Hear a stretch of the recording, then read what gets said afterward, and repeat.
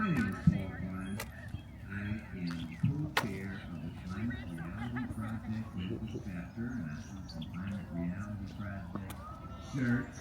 I've also been blessed to Vice Chair Sierra Club, one of the sponsors today. So I'm wearing their shirts. Thank you all for coming. We believe that environmental justice is social justice, and that nobody should have to wonder what the air they breathe is doing to their lungs.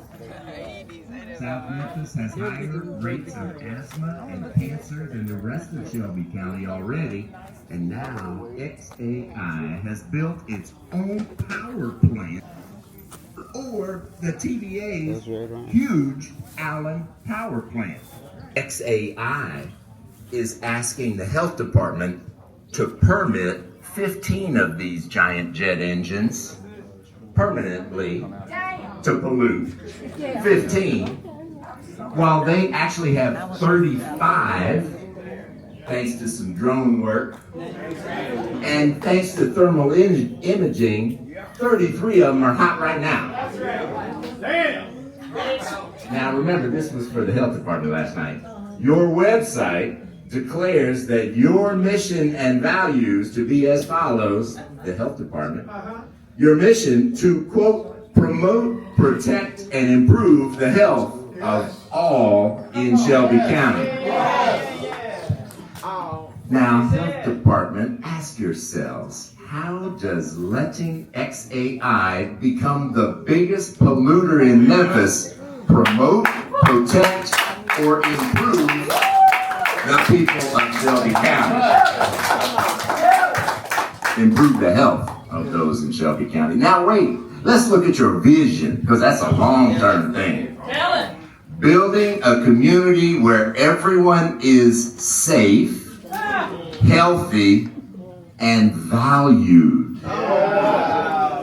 Do you think the crowd last night felt valued?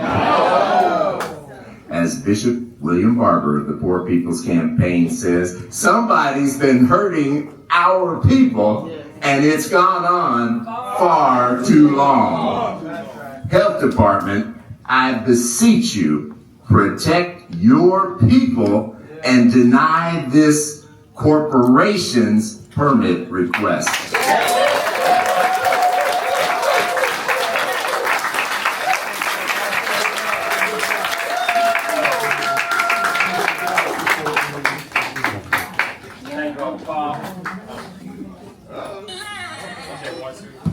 There we go.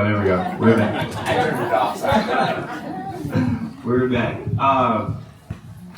So our next speaker is a prophetic young man, and I know that could be confusing because it's very prophetic young men out here who have afros. But Richard Massey, a student at the University of Memphis.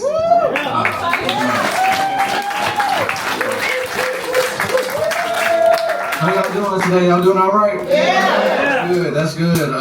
Actually, before coming here, I had a blowout in my car, and while I was changing my tire, I was wondering to myself, what is the lesson that the Lord is trying to teach me today? And all that I came away with essentially was one word: resilience. Resilience kept coming back to my head. Resilience kept coming to mind, and that's going to be the common theme of these remarks that I prepared is resilience, because I've seen front and center the resilience of South Memphis in the face of a remarkable challenge. So, first and foremost, I just want to raise up the tireless hard work, the unfeathered discipline, the unshakable courage of everyone here that showed up today, that everyone who has consistently showed up. But what is real is our community. Is the community, is the people. You know, not something registered with the government as a fictitious person, because we know how wrong they got that when they took the rights given to freemen and women who were previously not free, and they gave those rights to corporate personhoods. And now people like Elon Musk hide behind CTC or whatever other kind of limited liability corporation they make up to not be responsible for the real and personal impact that they have in our communities. And they have now bought this second property down at 2 Lane and State Line, and people are like, I went and flew drones there a couple of weeks ago, and I'm like, Popo tried to arrest me and Ward Archer. Yeah, nice, sweet man. But I'm told now that they're laying pipe out there. They're laying pipe for gas, methane. I call it unnatural gas. They call it natural gas because gas for streetlights used to come from mineral oil, from coal. And so when they found this stuff under the ground that was just already gas, they're like, oh, that's natural gas. It ain't natural. And the good Lord put it deep down in the earth for a reason. Didn't need to have it out here in the atmosphere causing us all kinds of problems now. But they're laying gas pipe down there, and I'm going to guess, got to go check it out, but I'm going to guess they're laying water pipe right across the road to Mississippi, where we don't have the same kind of laws that we have here in Tennessee, and we don't have groups like Protect Our Aquifer that are empowered to take advantage of the delegated authority that Shelby County has. A lot of people don't know Shelby County has delegated authority over groundwater withdrawals. We're the only county in Tennessee does. We make our own minds up. Guess who else has delegated authority? The Shelby County Health Department. Their powers arise from the Clean Air Act and is granted the delegated authority first to the state of Tennessee by the EPA and then by the state of Tennessee to Shelby County. But, you know, it's really sad because I work on these kind of issues all across the state, and most of them are permitted by the Tennessee Department of Environment and Conservation. All of the information about their permits that the state gives out related to air quality are available online. Anybody can look them up. But here in Shelby County, we have to have lawyers make open records requests and wait around to get the information that we need to be able to make the decisions that we need to make in our own community. If Shelby County has that delegated authority, why aren't they doing better than the state of Tennessee? Just as well knows, like, if they did actually do better than the state of Tennessee, that immediately Kevin Vaughn and Brent Taylor would immediately put in legislation to preempt the city of Memphis and Shelby County from being able to do better by our residents. And here, let me say that again because that sounded good. And Brent Taylor.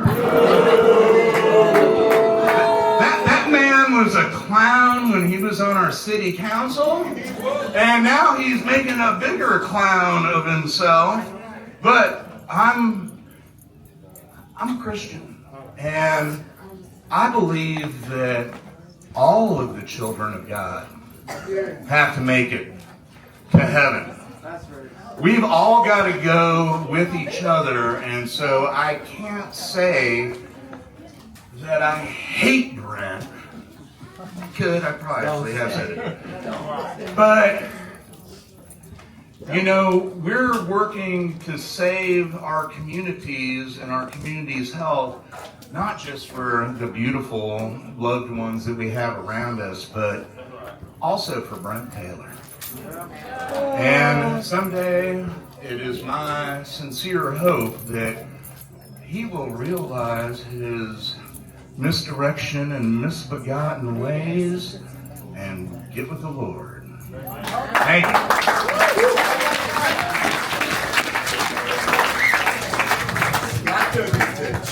Right. Thank you, Scott.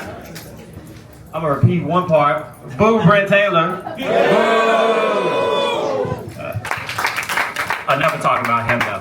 This next speaker is world-renowned. I had the privilege of growing up with him, and he's been my favorite orator for a long time, even before y'all got introduced to him.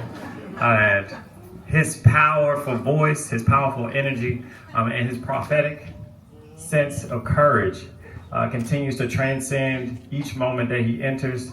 And so without further ado, Representative Justin J. Pearson.